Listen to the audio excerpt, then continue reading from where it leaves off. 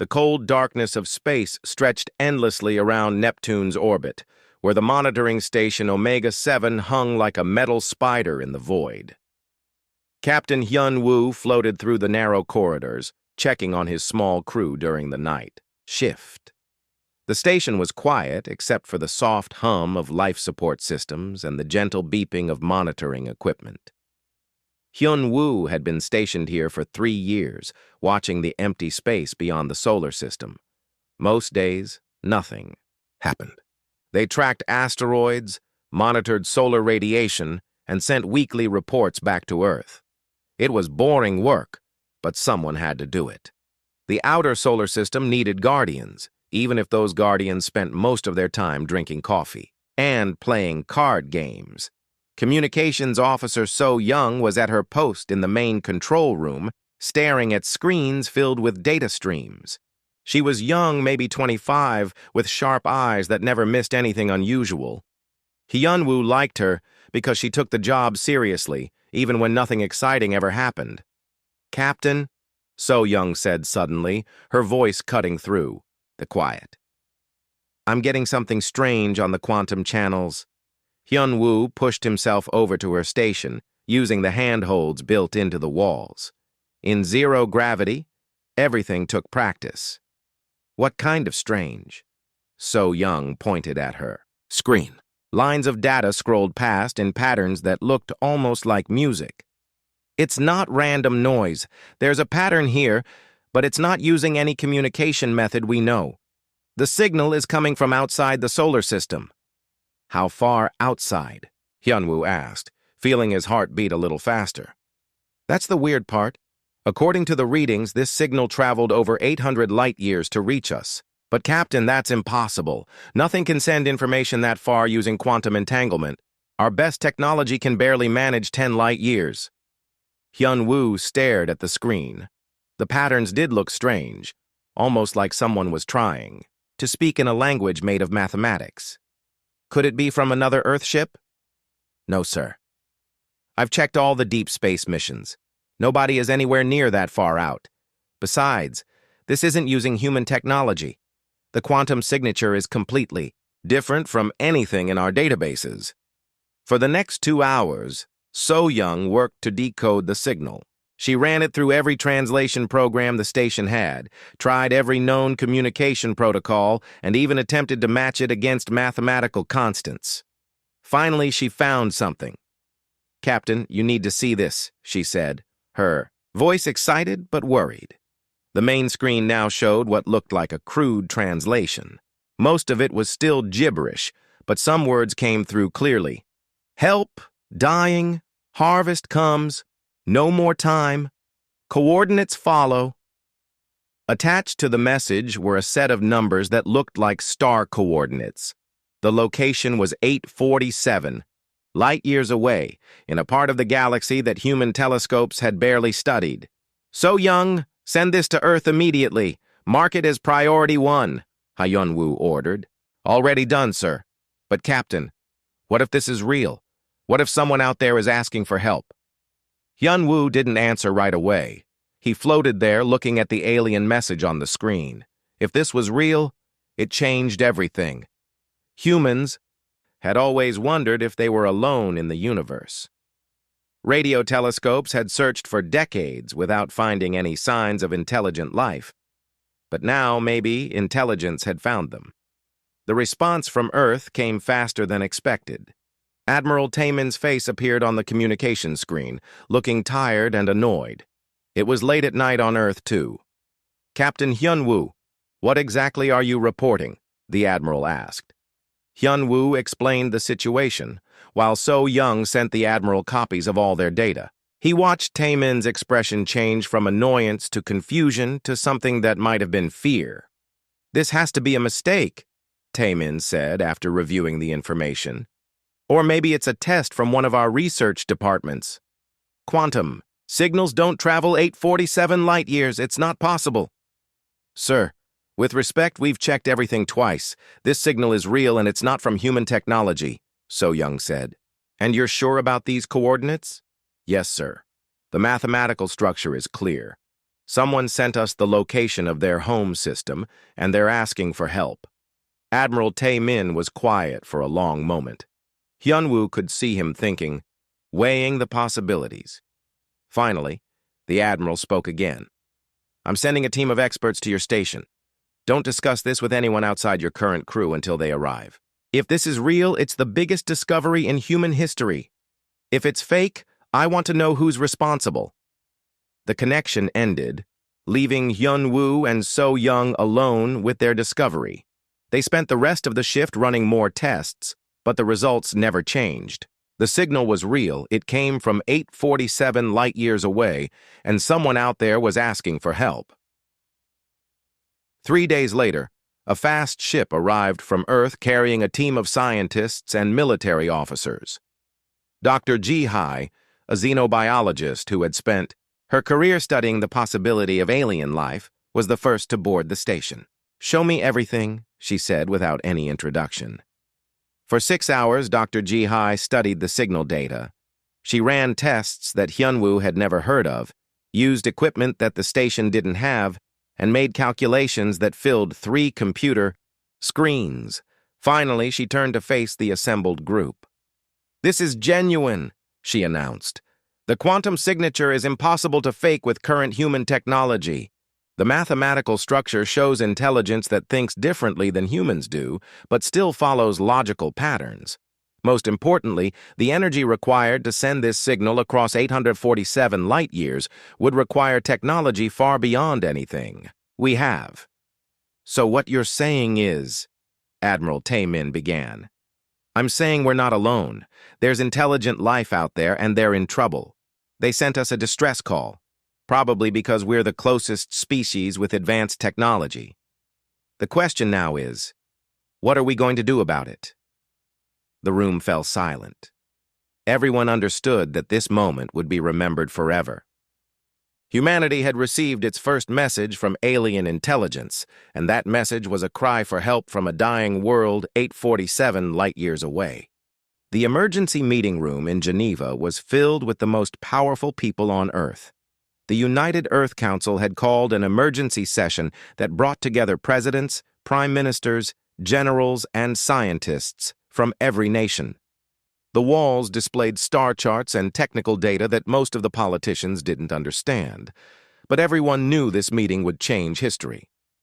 General Dong Hyun stood at the front of the room, a tall man with gray hair and steady eyes.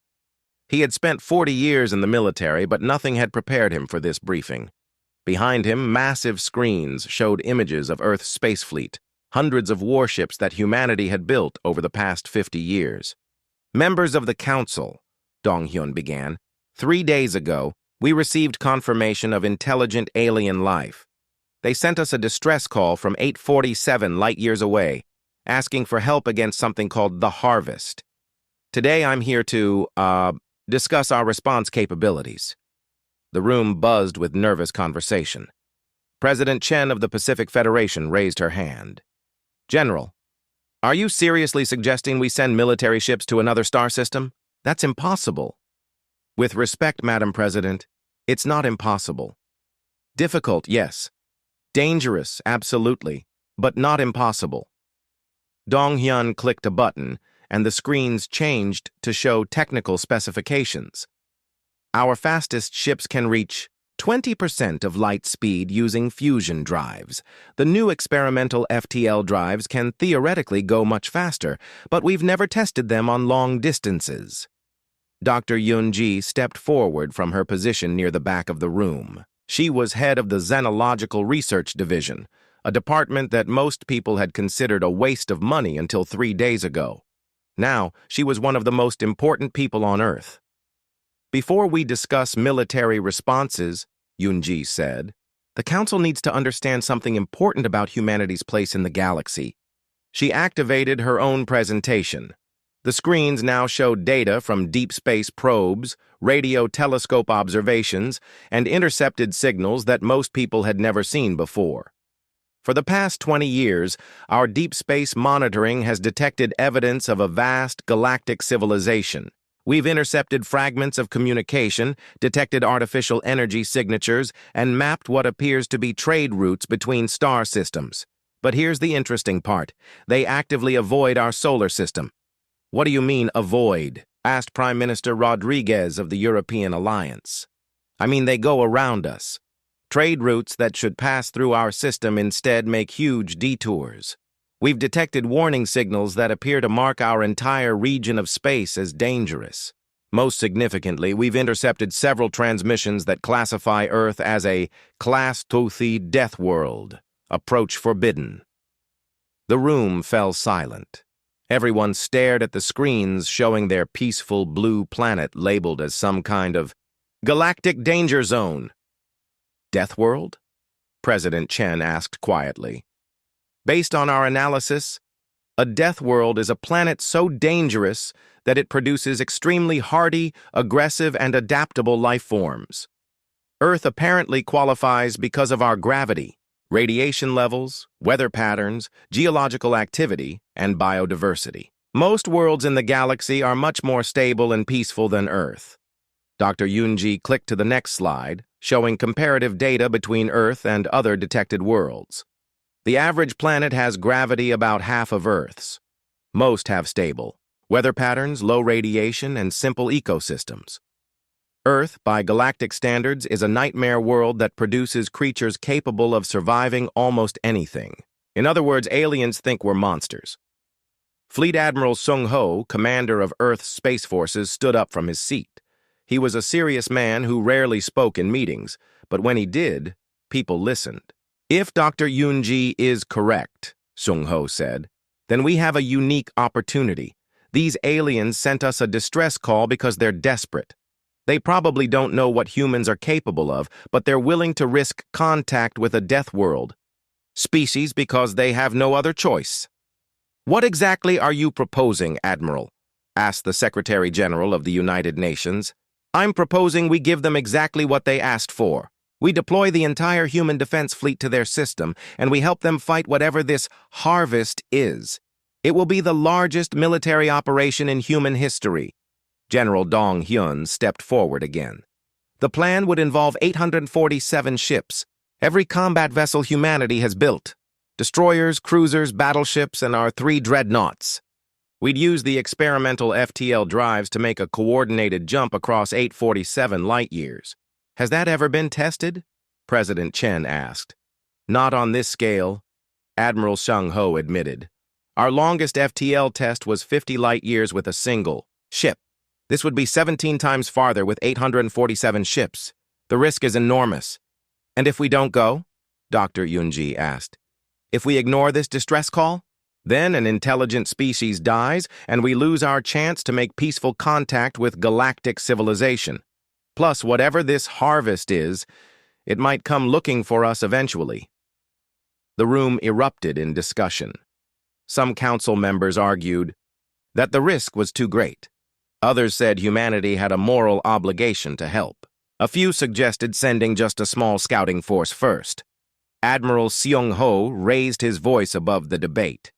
Members of the council, I've spent my entire career preparing for threats to Earth. But this situation is different. For the first time, we have the chance to be the ones who help instead of the ones who need help. We have the strongest military in known space, and someone out there needs us. How long would it take to prepare such a mission? Asked the Secretary General. 2 weeks, General Dong Hyun replied. We'd need to retrofit every ship with the experimental FTL drives, load supplies for an extended campaign, and brief the crews on what we know about the situation. And what do we know about the situation? President Chen asked. Dr. Yunji answered, Very little. We know there's an intelligent species called the Kethvar. We know something called the Harvest is threatening them. We know they're 847 light-years away in a system with 7 planets. Beyond that, we're going in blind. The debate continued for hours. Military officers explained the technical challenges. Scientists discussed the implications of first contact. Politicians worried about the risks and costs. But gradually, a consensus emerged. Humanity would answer the call. The vote was close, 127 in favor, 98 against, with 23 abstentions. But it was enough. Earth would send its entire fleet to help an alien species they had never met in a battle against an enemy they didn't understand, across a distance that no human had ever traveled. Admiral Sung Ho looked around the room at the faces of the people who had just made the most important decision in human history. "Then it's settled," he said. "In 2 weeks, humanity goes to war." The space around Earth had never seen anything like it. 847 warships floated in perfect formation, from small destroyers to the massive dreadnought Sol's Fury. Each ship hummed with the power of experimental FTL drives that had been installed in just 2 weeks. It was the largest fleet humanity had ever assembled, and it was about to make the longest journey any human had attempted. Commander Jae-hoon stood on the bridge of his reconnaissance ship Busan Runner, watching the final preparations. He was 32 years old and had commanded scout missions throughout the solar system, but nothing had prepared him for this. His ship would be one of the first to enter the alien system, gathering intelligence while the main fleet prepared for battle. "All ships report ready for FTL jump," announced the communications officer from the flagship. Admiral Sung Ho's voice echoed across the fleet channel. "This is Admiral Sung Ho to all ships. Today we begin humanity's first interstellar military mission. We go not as conquerors, but as defenders. We answer a call for help from beings we have never met, because that is what humans do. All ships, prepare for FTL jump in T-minus 60 seconds. Jae-hoon felt his stomach tighten. The experimental FTL drives worked by folding space around each ship, creating a bubble that could travel faster than light. In theory, it was safe. In practice, they were about to find out. 10 seconds, announced the fleet coordinator. 5, 4, 3, 2, 1, jump! The universe twisted, space bent in impossible directions, and for a moment that felt like eternity. Jae-hoon existed everywhere and nowhere at once. Then reality snapped back into focus, and the Busan Runner was floating in deep space between star systems. "Jump successful," reported his navigator. "All systems stable. Fleet integrity at 100%. Around them, 846 other ships materialized out of folded space. The FTL jump had worked perfectly. They were now further from Earth than any human had ever traveled, racing through the void toward an alien star system. The journey would take 3 weeks at sublight speeds.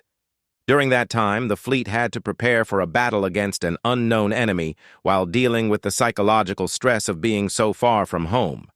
Marine Colonel Hai Wan used the time to train her troops. She commanded 50,000 Marines spread across the fleet's assault ships, and she knew they might need to fight on alien worlds under unknown conditions. Her soldiers practiced in variable gravity, different atmospheric conditions, and against simulated alien technology. "Remember," she told her squad leaders during a briefing, "we don't know what we're fighting. The enemy could be machines, aliens, or something we can't even imagine. Stay flexible, stay alert, and protect your people." The psychological challenge was harder than the physical training. Ship's counselor Min Ho worked around the clock, helping crew members deal with the reality of their situation. Many people were experiencing anxiety, homesickness, and fear about what they would find at their destination. "It's normal to feel scared," Min Ho told a group of young officers. "We're doing something that no human has ever done before. Fear means you understand the situation. The key is to not let fear control your decisions." While the fleet traveled through deep space, AI specialist Yu Jin worked to intercept more alien communications. Her equipment could pick up quantum transmissions across vast distances, and what she found was disturbing. "Admiral," she reported during a briefing in the second week of travel, "I've been monitoring transmissions from the Kethvar system. The situation is worse than we thought." The main screen showed a map of the alien star system. 7 planets orbited a yellow star similar to Earth's sun, but 3 of the outer planets were marked in red. These three worlds have gone silent, Eugene explained. Their communication networks stopped transmitting 6 days ago. Based on the pattern, whatever this harvest is, it's working its way toward the inner planets where the main population lives. What exactly is the harvest? Admiral Sung Ho asked. From what I can determine, it's a mechanized swarm. Thousands of ships that strip planets of all biological matter to fuel their expansion. They've been doing this for centuries. Maybe longer. No military force has ever successfully resisted them. The briefing room fell silent. Everyone had known this would be dangerous. But the reality was sinking in. They were traveling 847 light-years to fight an enemy that had never been defeated. There's more, Eugene continued. I've intercepted communications from other species in nearby systems. They're evacuating entire worlds rather than try to fight. The harvest doesn't just take resources, it eliminates any species that might eventually become a threat. Commander Jae-hoon, attending the briefing via video link from his scout ship, raised his hand. What do we know about the Kethvar themselves? They appear to be a peaceful species. Plant-based biology, highly intelligent, but they've never developed military technology. Their entire civilization is based on cooperation and harmony. They have no concept of warfare. So they sent a distress call to a species they know nothing about, hoping we could help them fight an enemy they can't fight themselves. Admiral Sung Ho said quietly. Yes, sir. And based on the quantum signatures, we're probably the closest species with advanced technology. If we don't help them, no one will. The weight of responsibility settled over the fleet like a heavy blanket. 847 ships, 2.3 million crew, members traveling through the darkness between stars to save a species they had never met from an enemy that had never been defeated. During the third week of travel, strange things began happening. Some crew members reported dreams about plant-like beings calling for help. Others claimed to hear voices speaking in languages they didn't understand. The medical staff insisted it was just stress and isolation, but many people believed something else was happening. Maybe they're trying to communicate with us, suggested Communications Officer So Young during one of the regular check-ins from Monitoring Station Omega-7. If they can send quantum signals across 847 light-years, maybe they can reach our minds too. Whether the dreams were real or imagined, they had an effect on the fleet. Crew members became more determined, more focused on their mission. The fear and homesickness didn't disappear, but it was replaced by a sense of purpose. On the 20th day of travel, sensors detected the edge of the Kethvar system. Commander Jae-hoon's scout ships moved ahead of the main fleet, preparing to gather intelligence on what they would find. Admiral, Jae-hoon reported, we're detecting massive energy signatures throughout the system. Whatever the harvest is, it's already here in force. How long until the main fleet arrives? Admiral Sung Ho asked. 18 hours, sir. Then we'd better be ready. All ships, battle stations. We're about to find out what Deathworlders can do. The Kethvar system was a scene of destruction that shocked even the battle-hardened crews of the human fleet. Commander Jae-hoon watched from the bridge of Busan Runner as his sensors revealed the horrible truth. 3 of the 7 planets were dark and lifeless, their surfaces stripped bare of all vegetation and water. Massive ships the size of small moons drifted between the remaining worlds, slowly consuming everything they touched. My God, whispered his navigator. What are those things? The harvester ships were unlike anything in human experience. They looked almost organic, like giant insects made of metal and crystal. Thousands of smaller vessels swarmed around them, carrying loads of material from the planetary surfaces to the massive collection ships. The whole system hummed with mechanical activity as an entire civilization was systematically destroyed. Captain Soo-jin, Admiral Sung Ho's voice crackled over the communication system. Take the Inchin's dream and attempt first contact with any surviving Kethvar. We need to know what we're dealing with. Captain Soo-jin commanded the fleet's EO primary science vessel, equipped with every communication system humanity had developed. She was a linguistics expert who had spent years preparing for this moment, though she had never imagined it would happen during an active war zone. Understood, Admiral. Beginning communication attempts now. The Incheon's dream moved carefully through the outer system, avoiding the Harvester patrols while scanning for signs of Kethvar survivors. The inner planet still showed signs of life, but the signals were weak and scattered. I'm detecting quantum transmissions from the fourth planet, reported the communications officer. Multiple sources, but they're using emergency protocols. Put me on all frequencies, Sujin ordered. This is Captain Sujin of the Earth vessel Incheon's Dream. We received your distress call and have come to help. Please respond.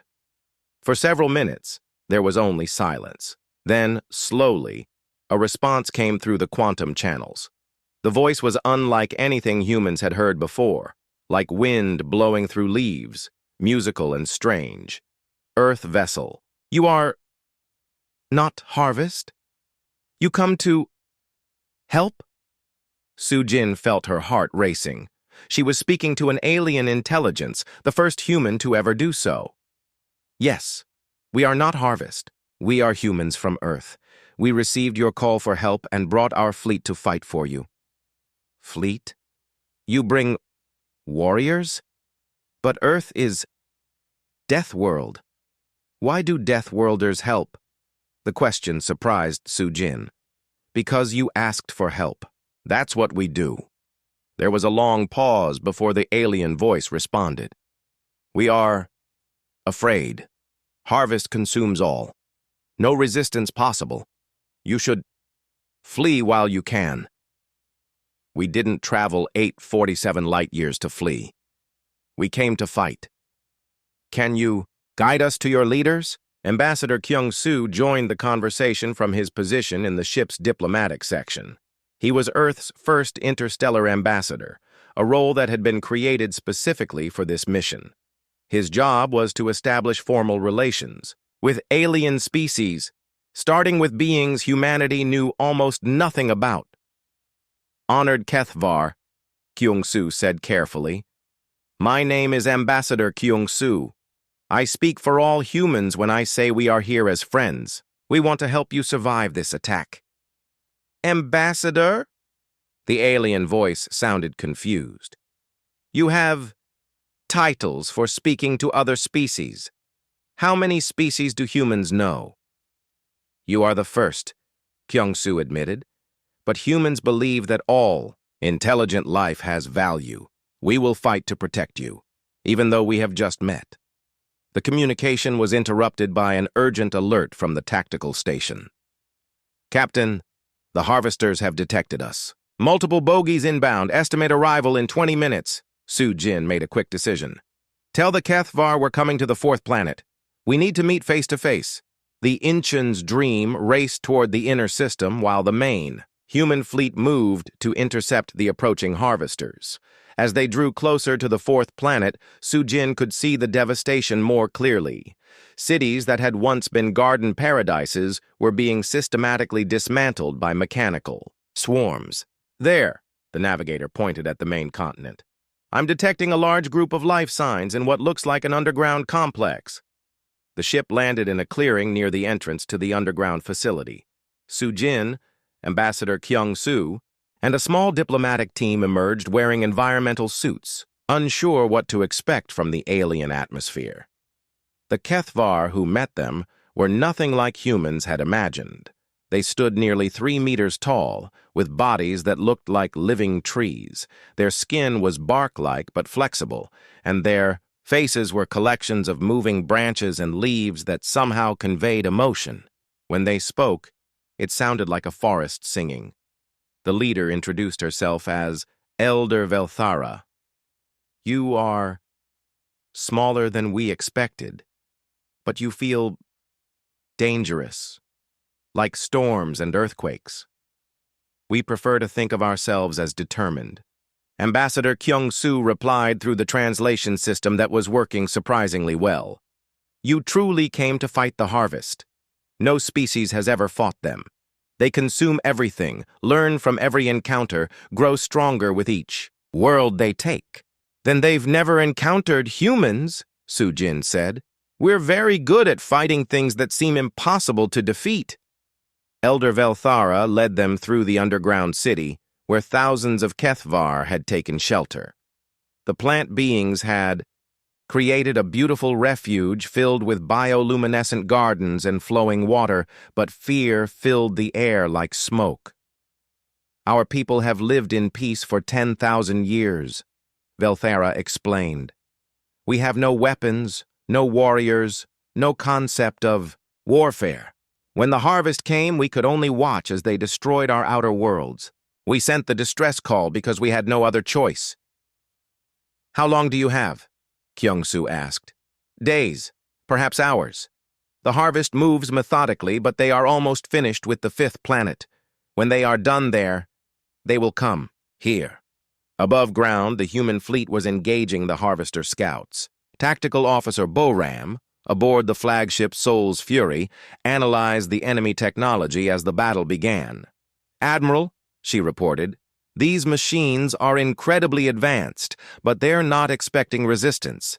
Their tactics are designed for dealing with fleeing populations, not active military opposition. The first skirmish was brief but telling. Human ships used speed and aggression to destroy several Harvester scouts, while the mechanical swarms seemed confused by the direct assault. They're adapting, Boram warned. Each engagement, they learn from our tactics and adjust their responses.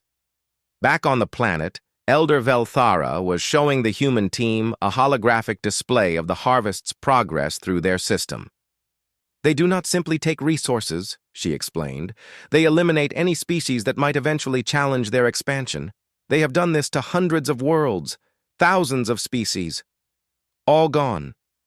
Not anymore, Sujin said firmly. Humans have a saying, this far and no further. The harvest stops here. But how can you fight something that has consumed civilizations for centuries? Ambassador Kyung-soo smiled grimly. Because humans don't come from a civilization that has known peace for 10,000 years. We come from a world where everything is trying to kill us, and we learn to kill it back. Above them, the largest space battle in human history was about to begin. Admiral Sung-ho stood on the bridge of the dreadnought Soul's Fury, watching as the Harvester fleet moved toward the inner planets of the Kethvar system. The mechanical swarms were enormous, hundreds of ships ranging from destroyer-sized collectors to the massive motherships that could strip a planet bare in weeks. For centuries, no species had been able to stop them.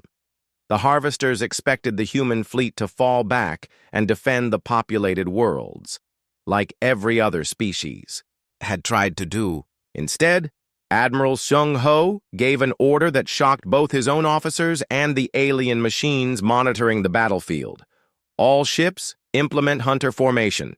We're not defending anything today, we're going hunting. The human fleet split into 17 separate attack groups, each commanded by an experienced captain with orders to seek out and destroy Harvester ships wherever they found them. Instead of waiting for the enemy to come to them, the humans spread throughout the system and began actively hunting the mechanical swarms.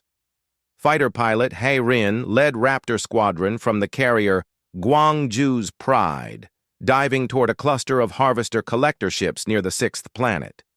Her pilots had trained for deep space combat, but nothing had prepared them for this kind of three-dimensional warfare across an entire star system.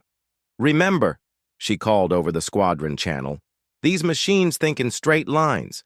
They expect us to run away or hide. Show them what human pilots can do. The Harvester ships detected the incoming fighters and began defensive maneuvers, but their movements were predictable and mechanical. Hae Rin's squadron tore through them like wolves attacking a herd of cattle. Human reflexes, trained on the dangerous flight paths around Earth's debris fields, were far superior to anything the Harvesters had encountered. Direct hit on the control node, reported her wingman. The whole group is going dark. Across the system, similar scenes played out as human aggression overwhelmed Harvester defenses. The mechanical swarms had been designed to fight retreating civilizations that valued preservation over victory. They had no tactical response for a species that actively sought dangerous combat. Engineering Chief Wu Jin, aboard the industrial ship Daigu's Hammer, watched the battle with the calculating mind of someone who had spent 30 years building things in space. His ship wasn't designed for combat, but that didn't mean it couldn't fight. "Load the cargo bay with asteroids," he ordered his crew. "If they want raw materials, let's give them some." The Daigu's Hammer accelerated toward a harvester mothership, using its industrial-grade engines to reach incredible speeds. At the last moment, Wu Jin ejected the cargo bay, sending thousands of tons of rock and metal into the harvester at a significant fraction of light speed. The impact vaporized both the cargo and a large section of the enemy ship. "This is Engineering Chief Wu Jin to all industrial vessels," he broadcast. "We're not just support ships anymore. Use your mining charges as torpedoes, your construction, beams as weapons, your cargo as ammunition. Show these machines what human industry looks like when it gets angry." The Harvester AI systems tried to adapt to the human tactics, but they couldn't comprehend the psychology behind them. Every other species they had encountered fought defensively, trying to minimize losses and preserve as many lives as possible. Humans fought to win, accepting casualties as the price of victory. Commander Jae-hoon led his reconnaissance ships in hit-and-run attacks against Harvester communication networks. His pilots had learned to fly in the asteroid fields around Mars, where a single mistake meant death. The precise formations of the Harvester fleets were child's play compared to threading a ship through a field of spinning rock. "Target their command vessels," he ordered. "Cut off their coordination, and they'll start making mistakes." The Busan Runner and her sister ships darted between the massive Harvester ships, too small and fast to be effectively targeted by weapons. Designed to destroy planets. They planted charges on critical systems, disrupted communication arrays, and vanished before the mechanical swarms could respond. On the ground, Marine Colonel Haiwan was leading an assault that had never been attempted before. A direct boarding action against a Harvester ship. Her Marines had trained for combat in every environment Earth could provide, from the crushing depths of the ocean to the thin air of mountain peaks. The interior of an alien machine was just another hostile environment to overcome. "Remember your training," she told her troops as their assault shuttles approached the Harvester mothership. "These machines are used to fighting species that think like prey. Show them what predators look like." The Marines blasted through the Harvester's hull using shaped charges designed for asteroid mining. Inside, they found corridors filled with mechanical defenders that had been designed to handle frightened refugees, not aggressive soldiers with military-grade weapons and tactical training. "Move fast, stay together, and trust your instincts," Haiwan commanded as her Marines advanced through the ship. "These machines think they know how we'll behave. Prove them wrong." The Harvester defenses had been programmed based on encounters with peaceful species that avoided conflict whenever possible. They had no response patterns for beings who charged directly at superior firepower while shouting battle cries and covering each other with coordinated fire. Within 2 hours, Haiwan's Marines had captured the Harvester's central control chamber. For the first time in centuries, a Harvester mothership had been taken intact by an enemy force. "Admiral," she reported, "we have control of the ship. Our tech teams are downloading their navigation data, tactical databases, and target lists. Sir, they have files on hundreds of dead civilizations." The tide of battle was turning, but the Harvesters still had superior numbers and firepower. The human fleet had lost 37 ships, with thousands of casualties, but they had destroyed over 200 Harvester vessels and captured vital intelligence about their enemy. Admiral Seung-ho studied the tactical display, watching as his ships continued their relentless hunt across the system.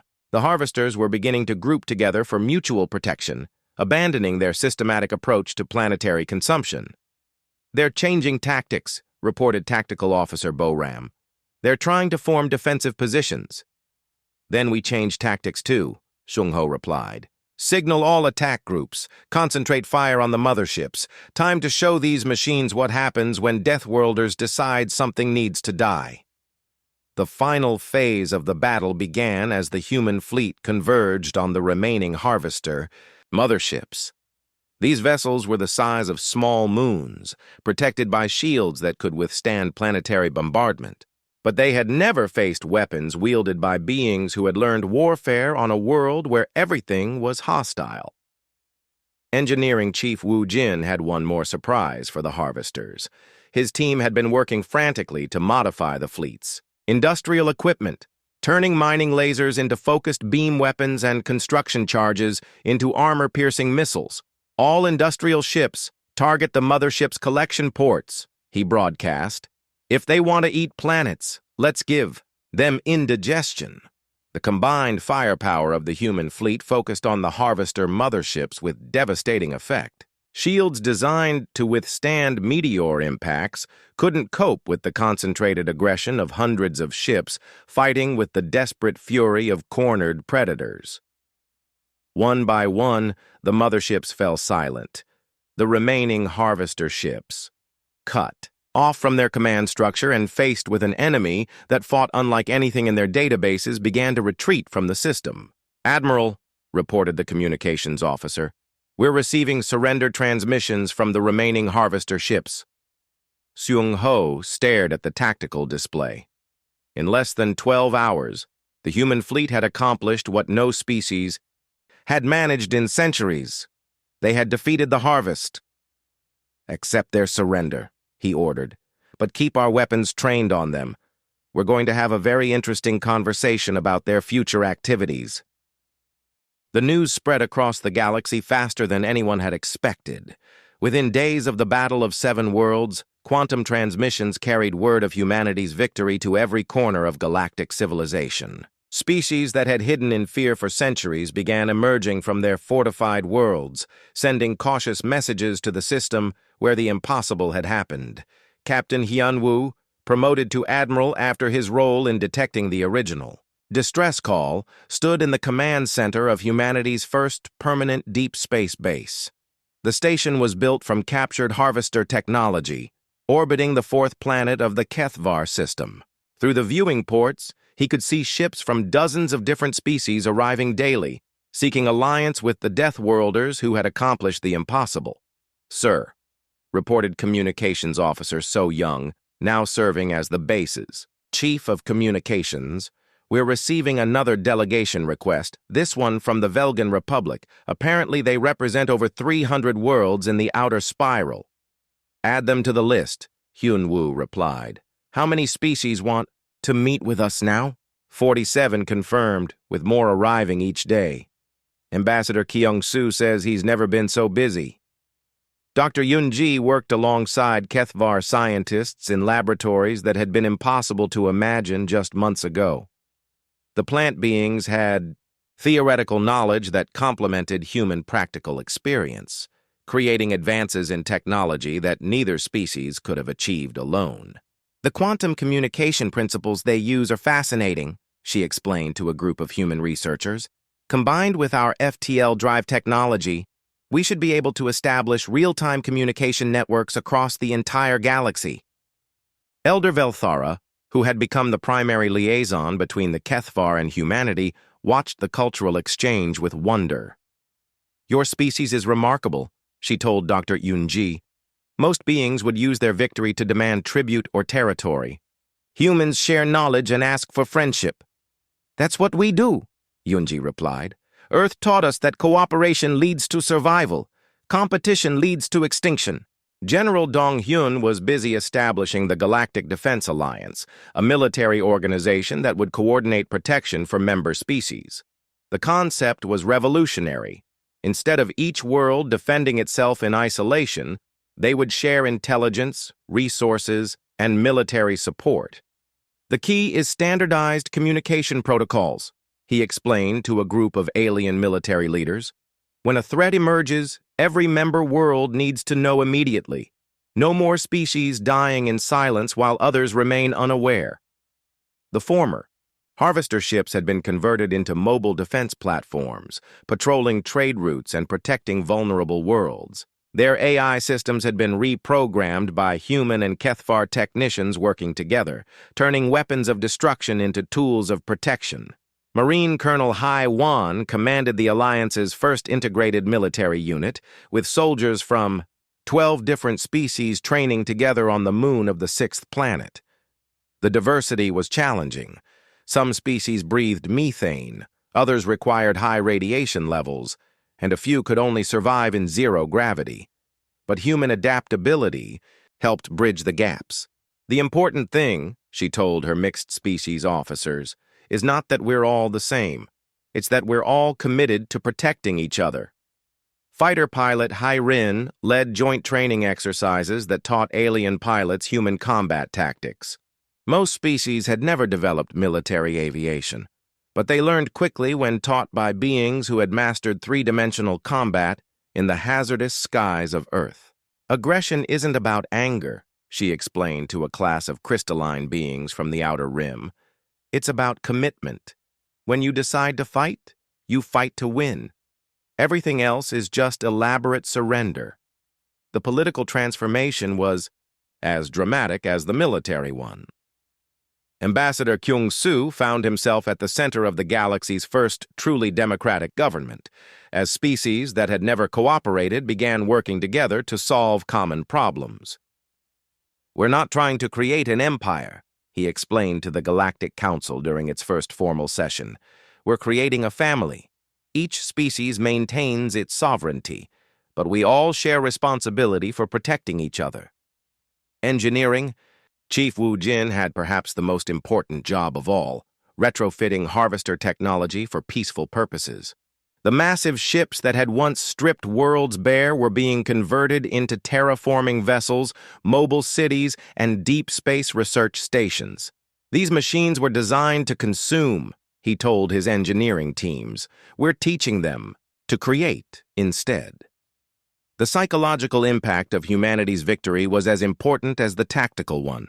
Species that had lived in constant fear for generations were learning to hope again. Children who had grown up in underground shelters were seeing open skies for the first time. Ship's counselor Min Ho, now serving as the Alliance's chief psychological advisor, worked with trauma specialists from dozens of worlds to help entire civilizations recover from centuries of terror. "Fear creates isolation," he explained during a conference on post-conflict recovery. "Hope creates cooperation. Our job is to help these species remember how to hope." The base's main conference room hosted daily meetings between species that had never known each other existed. Trade agreements, research partnerships, and cultural exchanges were being established at a pace that amazed everyone involved. "6 months ago, my people thought we were alone in the universe," Admiral Hyunwoo told a gathering of alien dignitaries. "Now we're part of a galactic community of over 800 species. That's not just first contact, that's a miracle. But the greatest change was in how the galaxy's species saw themselves. For centuries, they had thought of themselves as victims, prey animals hiding from predators they couldn't fight. Now they were learning to think like protectors, defenders of their own destiny." The final ceremony took place on the first anniversary of the Battle of Seven Worlds. Representatives from 847 species, one for each ship in the original human fleet, gathered on the Kethvar homeworld to dedicate the Memorial of Liberation. Ambassador Kyung-soo addressed the massive crowd, his words translated into hundreds of languages by the quantum communication network that now connected the galaxy. "1 year ago, the Kethvar sent a desperate message into the void," he said. "They expected silence. Instead, they awakened guardians they never knew existed. Today, we promise that no species will ever again face extinction alone. We are stronger, together than we ever were apart." Elder Velthara spoke last, her voice carrying across the crowd like wind through a vast forest. "We learned something important from the humans," she said. "Strength is not about the ability to destroy. True strength is about the willingness to protect. The Deathworlders came not as conquerors, but as defenders. They taught us that the strongest beings in the galaxy are those who use their power to help others. As the ceremony ended, ships from hundreds of worlds departed for their home systems, carrying news of the Alliance and promises of mutual aid. The galaxy had learned an important lesson. When predators hunt the innocent, someone needs to hunt the predators. That someone, it turned out, was humanity. The age of fear was over. The age of protection had begun. And in the dark between the stars, other threats were taking notice of the species that had turned prey into predators and isolation into alliance. The humans had won their first galactic war, but they had also announced their presence to enemies they didn't yet know existed. But that, as Elder Velthara would say, was a story for another day.